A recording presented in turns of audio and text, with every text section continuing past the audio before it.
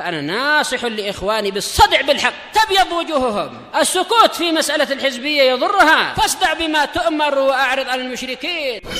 سلامي على دماج ورجالها والشيخ يحيى ودار العلم يا سعد بانيها.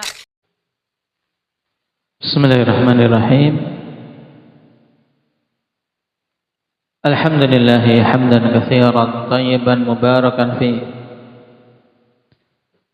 kama yuhibbu rabbuna wa yardah. Asyhadu an la ilaha illallah wahdahu la syarika lah wa asyhadu anna Muhammadan abduhu wa rasuluh sallallahu alaihi wa ala alihi wa ashabihi wa man tabi'ahum bi ihsanin ila yaumiddin. Amma ba'd. Alhamdulillah, pada pertemuan yang lalu kita telah selesai dari muqaddimah yang dibawakan oleh pensyarah hafizahullah ta'ala, ya padanya faidah-faidah penting terkait adab dalam menuntut ilmu dan juga dorongan dalam mempelajari nahwu. Sekarang kita masuk pada biografi dari pengarang matan agar kita kenal siapa yang telah mengarang matan yang fenomenal ini, yang sangat masyhur. Hampir-hampir setiap penuntut ilmu nahwu mesti mempelajari dan menghafalnya. Nubdhatun mukhtasaratun 'anil muallif Ibni Ajurrum rahimahullahu ta'ala. Huwa Muhammad ibnu Muhammad ibni Dawud Abu Abdullah As-Sanhaji Al-Maghribi An-Nahwi Al-Maliki. Namanya Muhammad. Tayyib, nisbahnya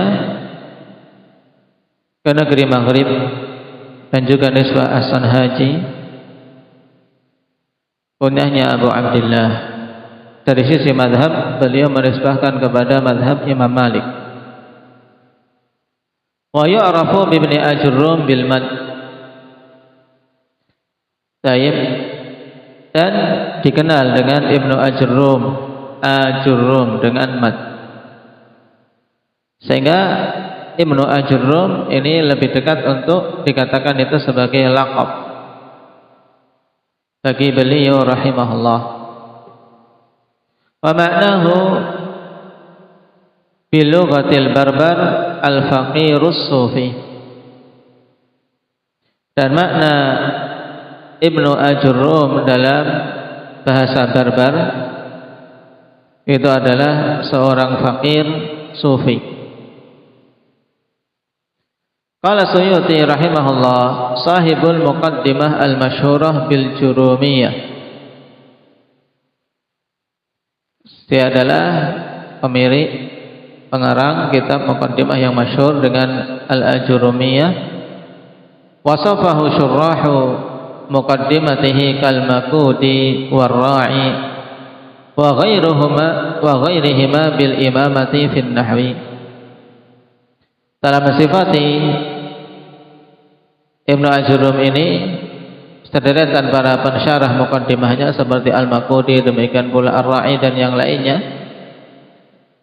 Nah, dengan apa? Dengan keimamahan, yaitu seorang imam dalam ilmu nahwu. Wal barakati wassalah, juga sifati dengan keberkahan yang Allah berikan pada risalahnya tersebut. Wassalah juga kesalehan.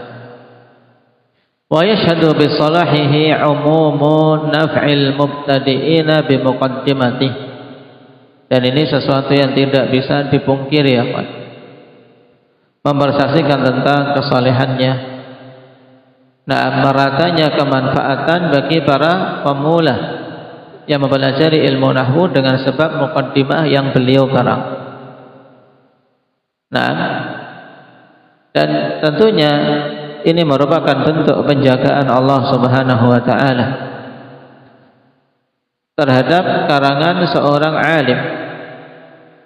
Kitabnya ringkas, muqaddimah, matan yang ringkas, akan tapi Allah Subhanahu wa taala berikan keberkahan sehingga terjaga. Nah, terjaga sampai sekarang. Walam aqif lahu ala tarjamatin illa anni ra'aitu fi tarikh Ghurnuṭah fi tarjamati Muhammad ibn Ali ibn Umar al-Ghassani an-Nahwi annahu qara'a bi Fas ala hadzal rajul. Kata As-Suyuti rahimahullah, aku tidak menemukan biografi beliau, hanya saja aku melihat dalam tarikh Ghurnuṭah pada biografi Muhammad bin Ali bin Umar al-Ghassani an-Nahwi bahwasanya beliau membaca di Fas, di negeri Fas, kepada apa? Kepada hadzal rajul, yaitu kepada Ibnu Ajurrum ini. Berarti Muhammad bin Ali al-Ghassani ini belajar kepada Ibnu Ajurrum rahimahullah. Wa wasafahu ani hadzal rajula bil ustaz, dan Muhammad bin Ali al-Ghassani mensifati Ibnu Ajurrum dengan al-ustaz sebagai gurunya. Sehingga penggunaan istilah ini penggunaan yang sudah maklum di zaman dahulu. Makanya penggunaan istilah ustaz, guru, mudarris, pengingkarannya merupakan sesuatu yang tidak benar, sesuatu yang sudah digunakan oleh para mutaqaddimun rahimahumullah ta'ala. Penggunaan kata ustaz pada guru-guru yang mereka mengambil ilmu darinya. Mauliduhu kama taqaddam sanah 82 wa 600. Lahirnya sebagaimana telah lewat, beliau lahir tahun 682. 82 wa 600. Baik. Fayu'khadhu min hadza anna Ibnu Ajurrum kana fi dzālikal 'asr. Baik. Baik, berarti ini kelahiran dari Muhammad bin Ali al-Ghassani.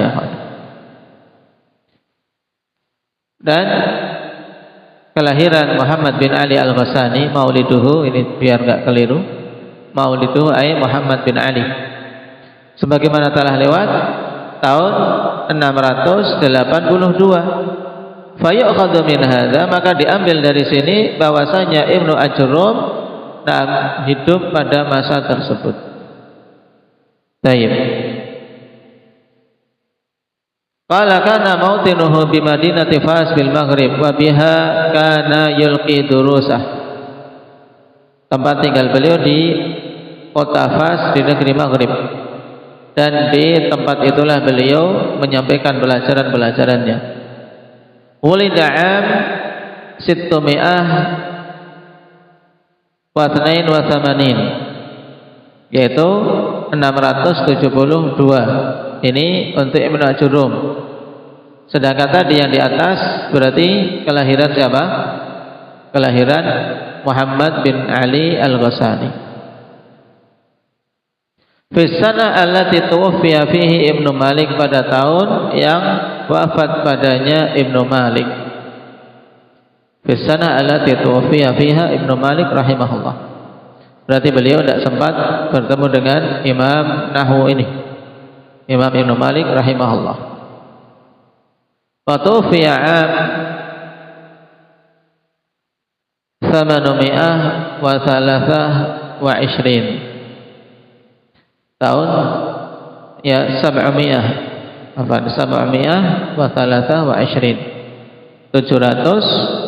723 Hijriah.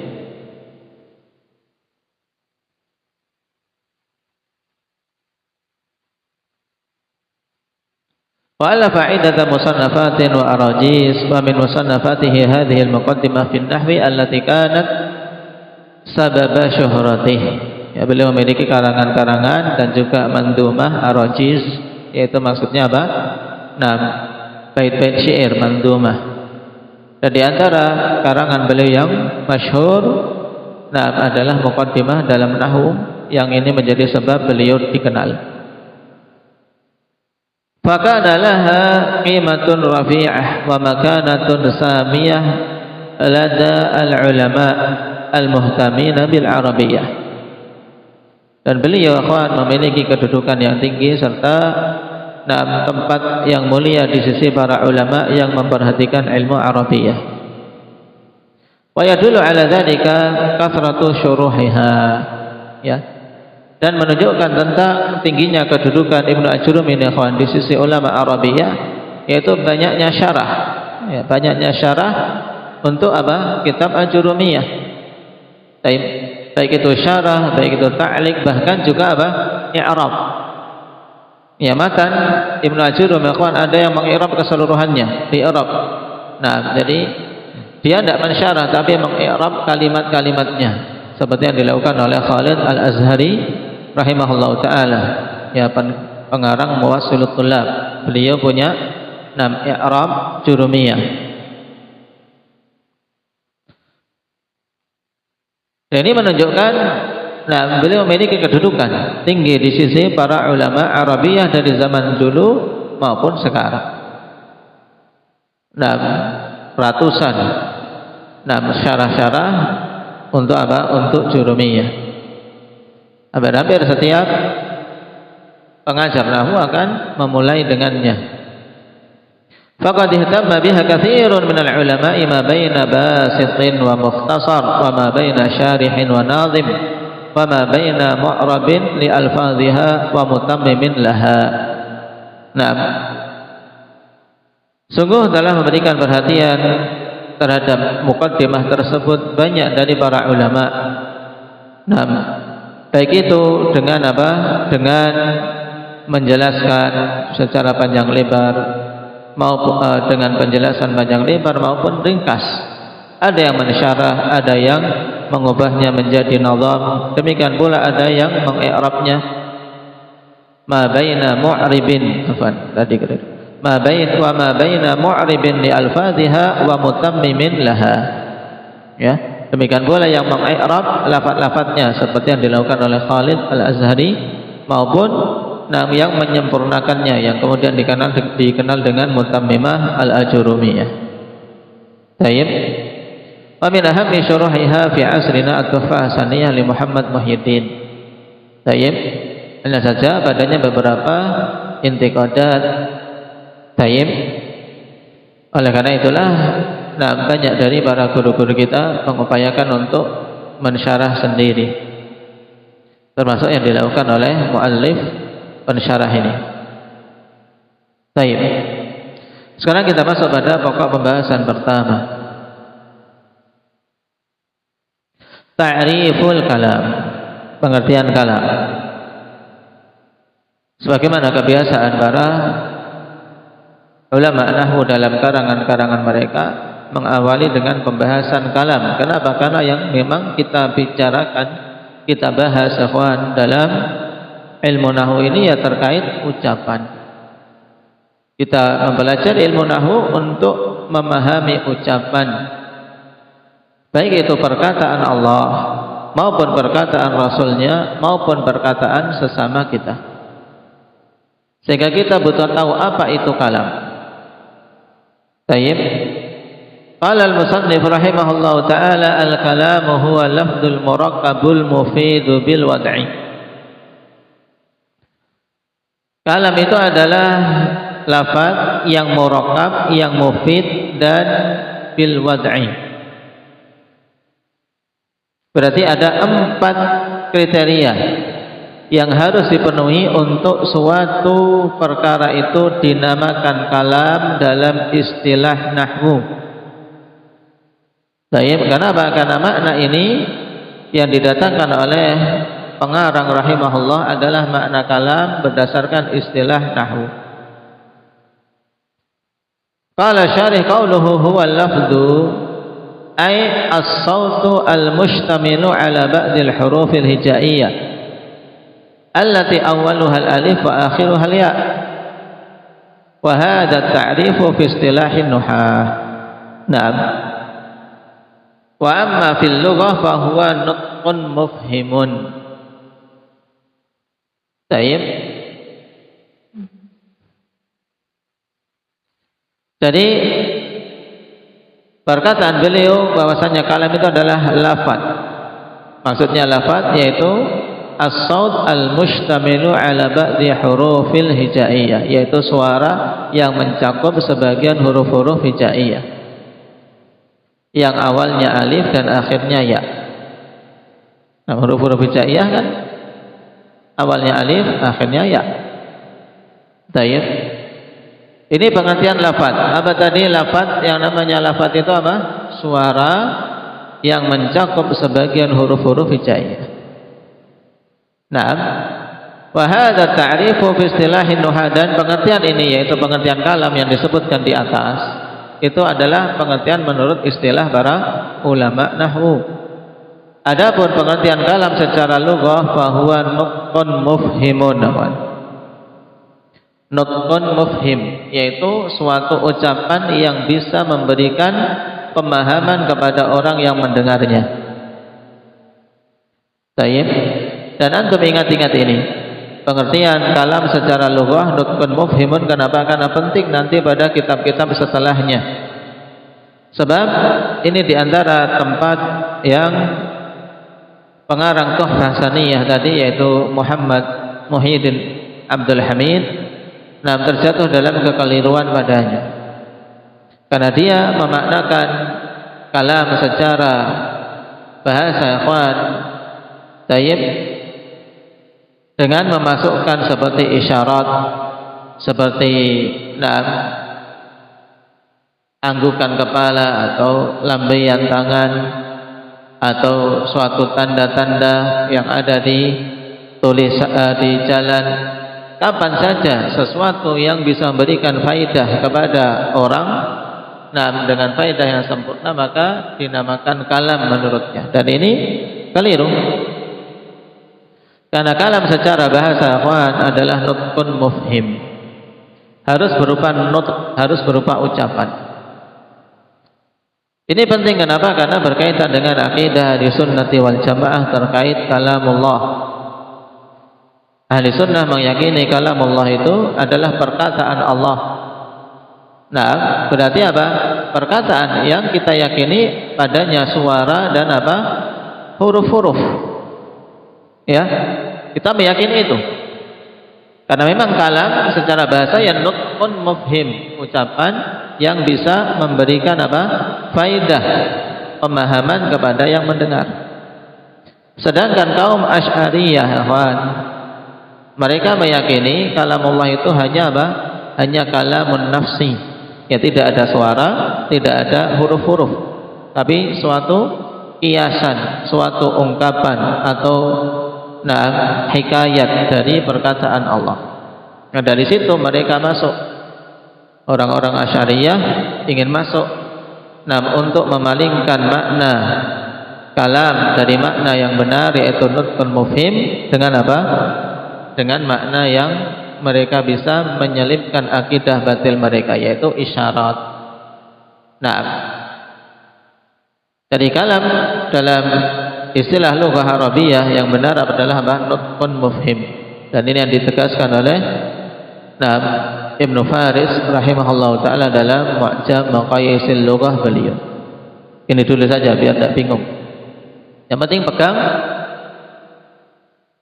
kalam secara bahasa nutqun mufhim. Berarti masuk tidak isyarat dalam kalam Abdurrahman? Tidak. Walaupun kita paham tidak? Orang Umar paham tidak kamu disuruh apa berarti misalnya? Diginikan paham tidak? Suruh apa? Suruh datang. Zaid. Yahya. Paham tidak? Ketika saya letakkan jari di mulut berarti disuruh apa? Suruh diam misalnya. Paham? Tapi ini kalam bukan akmal.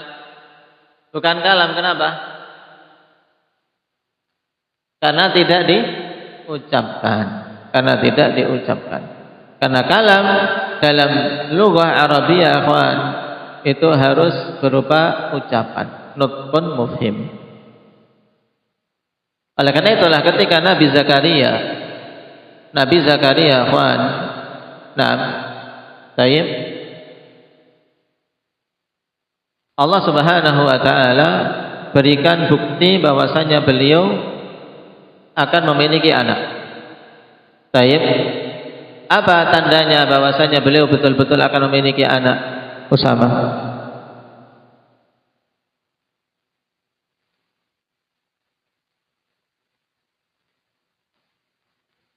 Qala rabbi anna yakunu li ghulamun wa kanat imra'ati 'aqira faqad balagtu minal kibri 'itiyya. Beliau hampir-hampir tidak percaya bagaimana aku punya anak.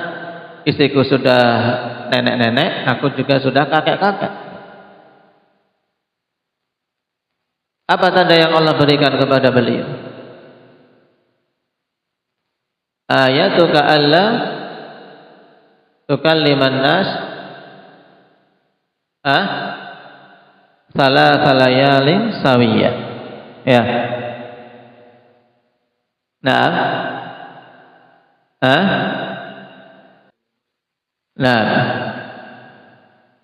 Demikian pula Allah Subhanahu wa taala sebutkan selain di surat Maryam dalam surat Ali Imran. Tidak akan berbicara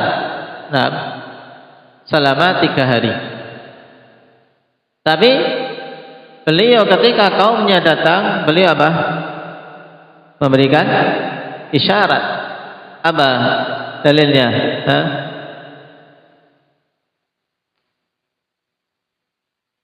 Pada kelanjutannya apa?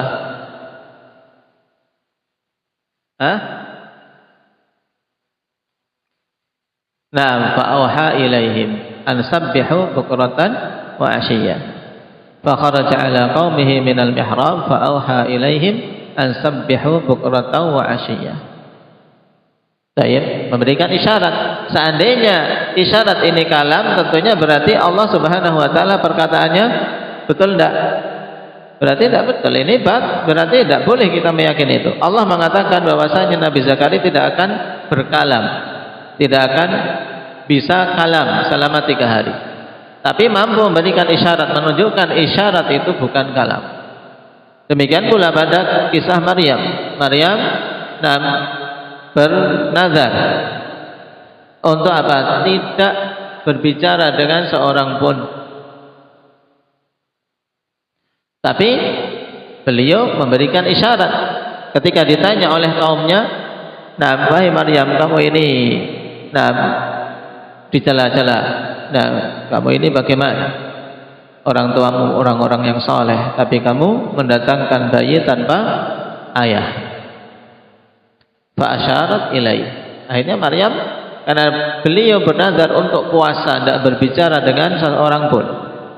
Falan ukallimal yauma insiyya. Aku hari ini tidak akan berbicara dengan seorang pun. Falan ukallima. Tidak akan berkalam dengan seorang pun. Tapi beliau apa? Fa'asyarat ilaih. Ketika ditanya kaumnya, dia mengisyaratkan kepada siapa? Bayi, yaitu Nabi siapa? Nabi Isa. Menunjukkan bahwasanya isyarat itu bukan kalam. Karena kalau isyarat itu masuk dalam kalam secara lughah, ya, karena Al-Quran datang dengan lughah Arabiyah, maka tentunya nazarnya Maryam batal atau tidak, Muhammad? Tentunya batal, ya kan? Tapi dikarenakan isyarat itu bukan kalam, maka nazar beliau tetap tidak batal karenanya. Ini ingat-ingat. Jadi dalam Al-Quran menunjukkan bahwasanya kalam itu harus berupa nutqun mufhimun, ucapan yang apa? Memberikan pemahaman, memberikan faidah pemahaman kepada orang yang mendengar. Baik. Nah, adapun kalam yang disebutkan oleh Ibnu Ajurum ini kalam menurut istilah nahwu lebih spesifik lagi. Kenapa? Karena kalam dalam lughah Arabiyah ini kan berarti apa? Kalam maknanya intinya ucapan yang memberikan faidah pemahaman kepada yang mendengar. Berarti mencakup kalam bahasa Indonesia, kalam bahasa Arab, kalam bahasa Jawa, dan seterusnya. Nah, sekarang lebih dispesifikkan lagi, kalam dalam ilmu nahwu itu apa? Yaitu al-lafdzul murakkabul mufidu bil wad'i. Kita telah mengambil makna lafaz. Maka sekarang ikhwan, untuk tahapan ini, tahapan yang kedua dari silsilah kita, setelah kita selesai dari matannya saja, matan sudah selesai. Nah, sekarang kita masuk pada syarah, berarti antum tambah hafalannya. Nah, yang matan kan sudah kita hafal dulu, berarti sudah ringan, insyaallah. Sekarang kita tambah masing-masing pengertian ini berupaya untuk kalian hafal. Nah, ketika ditanya ma huwal lafdhu, apa itu lafaz, antum bisa mendatangkan dalam lughah Arabiyah. Ini namanya peningkatan, ya. Sehingga yang namanya belajar, sama-sama belajar jurumiyah, tapi harus ada peningkatan. Ada peningkatan. Karena nahwu itu demikian, ikhwan. Kita melangkahnya setingkat demi setingkat, sehingga apa? Tidak terasa berat. Tapi antum kalau ingin langsung loncat, berat. Tenaganya harus apa? Harus kuat, ya kan? Itu kalau beruntung loncatnya pas, kalau enggak kepleset jatuh. Akhirnya tidak jadi belajar. Merasa kesulitan, akhirnya pulang aku tidak paham nahwu. Maka melangkah setingkat demi setingkat. Lafaz apa tadi? Endang ya Khadir.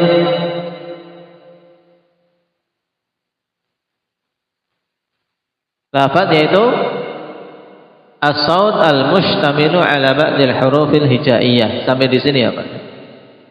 Suara yang mencakup ya sebagian huruf-huruf hijaiyah. Berarti keluar darinya tulisan, itu bukan lafaz. Keluar darinya ucapan tapi mencakup huruf-huruf Latin, bukan huruf hijaiyah. Ini bukan lafaz dalam istilah nahwu. Kemudian qauluhu al-murakkab ay al-muallafu min kalimataini fa aktsar tarkiban isnadiyan. Al-murakkab yaitu yang tersusun. Tayyib, yang tersusun. Yaitu apa? Al-muallafu min kalimataini fa aktsar, tersusun dari dua kata atau lebih. Tarkiban isnadiyan, dengan apa? Susunan isnadi. Susunan isnadi itu nanti akan kita ketahui. Jadi susunan isnadiyan yang dimaksud. Perhatikan catatan kaki, kaunuhu min kalimataini fa aktsar fihi wujubu kaunil kalami min kalimataini fa aktsar. Ini menunjukkan apa? Wajibnya untuk kalam itu tersusun dari dua kata atau lebih. Jadi minimal kalam itu berapa? Dua kata. Ini pada asalnya, kawan. Illa idza wujida dalilun yujibul iktifa'a bil kalimatil wahidah, kecuali apabila didapati dalil yang mengharuskan untuk mencukupkan dengan satu kata saja. Ka'an yaqula laka qa'il, seperti misalnya seorang mengatakan kepadamu adzahibun ilal masjid, fataqul na'am, au qum fataqum qum fataqumu wa ala hadza qis. Nah, ya kecuali apa? Apabila ada dalil yang apa? Mengharuskan untuk mencukupkan dengan satu kata saja. Walaupun demikian, kalau dimunculkan sebenarnya itu lebih. Nah, seperti misalnya seorang bertanya, "Ikhwan, adzahibun ilal masjid?" Naam, iya. Tapi di sana sebenarnya ada yang muqaddar, ya kan? Naam, ana adhabu ilal masjid. Cuma dalam ungkapan tentunya yang seperti ini, naam, sesuatu yang tidak perlu diucapkan. Demikian pula seorang mengatakan qum, berdirilah kamu. Saya katakan kepada Usama misalnya qum, antum paham belum? Paham, disuruh apa? Berdiri. Kok duduk berarti tidak paham? Hah? Ini contoh misalnya qum. Baik. Ini satu kata toh, tapi hakikatnya ada berapa kata? Dua. Qum anta. Jadi qum anta. Maka asalnya akhwan, kalam itu harus tersusun minimal dari dua kata.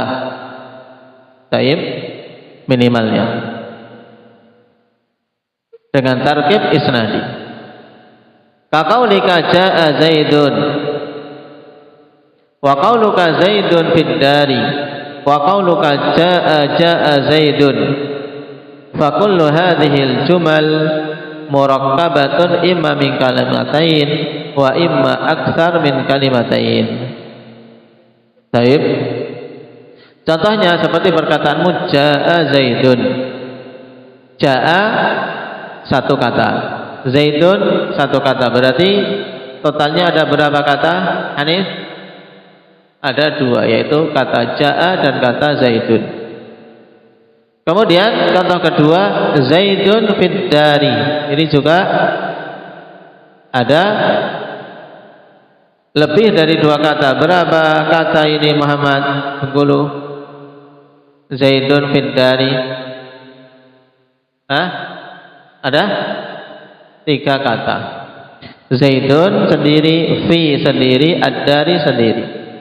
Ya nanti jenis-jenis kata dalam bahasa Arab akan kita belajar ya. Yang penting sekarang antum lihat contoh ini, nah untuk ngitung jumlah katanya. Baik. Jaa Zaidun maknanya apa? Hamzah. Zaid telah datang. Baik. Zaidun fid dari maknanya apa? Nasrul.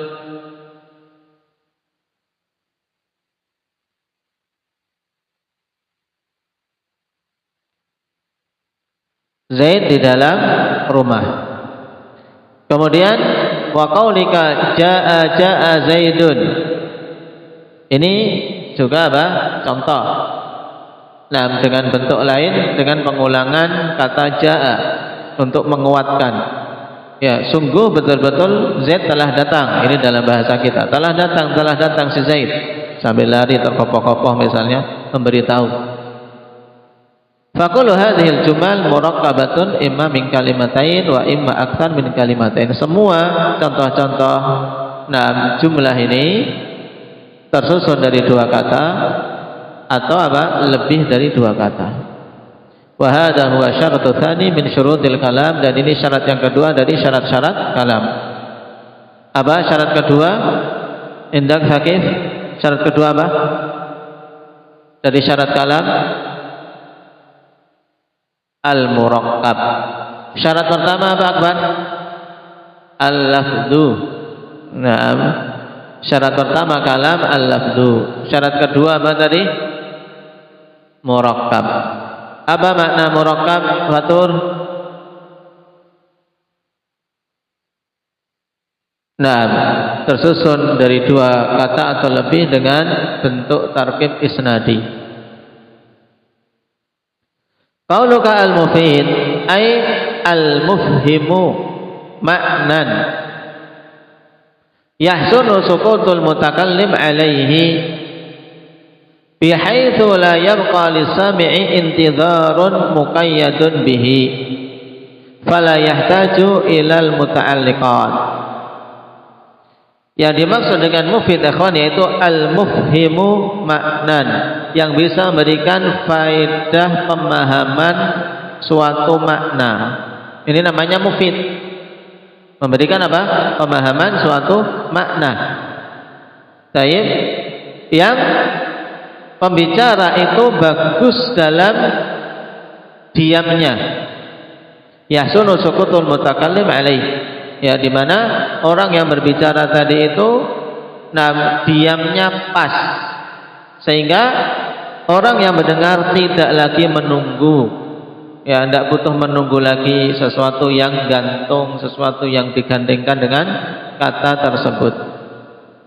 Sehingga yang mendengar tidak butuh lagi ya tambahan sesuatu yang terkait dengannya. Namanya mufid. Secara mudahnya kawan berarti apa? Mufid maksudnya adalah apa? Memberikan faedah pemahaman makna yang pendengar tidak perlu bertanya-tanya lagi. Tayyib, ini mudahnya, ini namanya mufid. Berbeda kalau masih gantung. Misalnya contohnya kawan, jika Zaidun pergi, dalam bahasa kita misalnya, jika Zaidun pergi, ini masih gantung atau sudah jelas, Jabir? Jika Zaidun pergi, dalam bahasa Arab, idza jaa Zaidun, masih gantung enggak? Antum sudah paham belum? Jika Zaidun pergi, oh iya, ya. Hah? Belum paham ya kan? Masih nunggu, masih bengong. Jika Zaidun pergi, nah masih nunggu. Ngapain Zaid? Jika Zaidun pergi kenapa? Nah, ini belum mufid. Tapi ketika dilengkapkan, jika Zaidun pergi, aku akan pergi juga. Ini jelas, ya kan? Tayyib.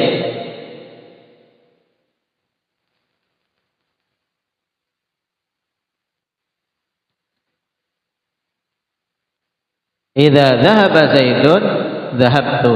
Misalnya, jika Zaidun pergi, maka aku akan pergi juga. Atau kebalikannya, idza jaa Zaidun, na'am. Tayyib, dhahabtu. Jika Zaid datang, aku akan pergi. Misalnya. Intinya kalimatnya sudah dipahami dengan jelas. Qauluhu bil wad'i ay an yakuna bil wad'il arabi. Makna bil wad'i itu yaitu harus kalam tersebut ikhwan dengan peletakan kaidah-kaidah tata bahasa Arab. Yang meletakkan kalimat tersebut adalah orang Arab penggunaannya. Seperti misalnya kata qama. Ini digunakan oleh orang Arab untuk mengungkapkan seseorang yang telah berdiri. Tayyib. Jadi bil wad'i maksudnya apa? Dengan peletakan bahasa Arab. Wa minal alfadzil musta'malah min kalamil Arab, dan termasuk dari lafaz-lafaz yang digunakan dari kalam orang Arab. Contohnya sekarang nahwu al-ilmu nafi'un. Al-ilmu nafi'un. Ini contoh kalam yang sempurna. Al-ilmu nafi'un. Ilmu itu bermanfaat. Ada berapa kata di sini? Indah Abdullah 2. Tayyib. Hurufnya huruf Latin atau huruf hijaiyah?